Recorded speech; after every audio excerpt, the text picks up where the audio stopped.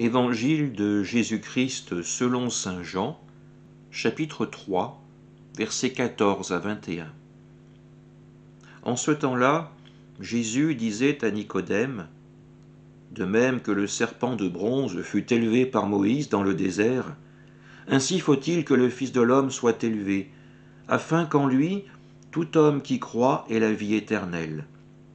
Car Dieu a tellement aimé le monde qu'il a donné son Fils unique, afin que quiconque croit en lui ne se perde pas, mais obtienne la vie éternelle.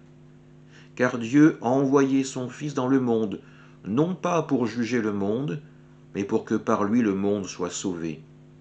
Celui qui croit en lui échappe au jugement, celui qui ne croit pas est déjà jugé, du fait qu'il n'a pas cru au nom du Fils unique de Dieu.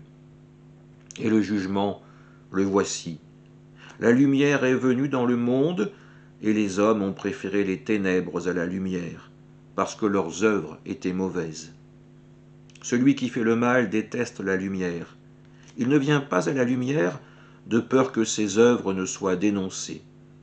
Mais celui qui fait la vérité vient à la lumière, pour qu'il soit manifeste que ses œuvres ont été accomplies en union avec Dieu.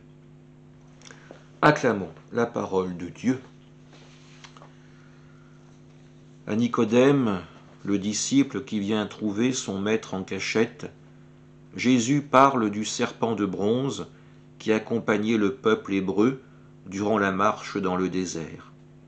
Harcelé par les morsures de serpents, cette effigie de bronze rappelait aux hommes la présence de Dieu à leur côté et les sauvait. Jésus lui rappelle ce passage de l'Écriture pour annoncer également quelle sera sa mort. Lui aussi sera montré aux hommes du haut de la croix, non pour les sauver du poison des serpents terrestres, mais pour les sauver du venin du péché qui est dans leur cœur. Un Messie crucifié, salvateur, qui nous sauve de la mort en s'offrant lui-même comme sacrifice parfait. Notre carême est l'occasion de préférer la lumière de Dieu aux ténèbres du péché, du mal.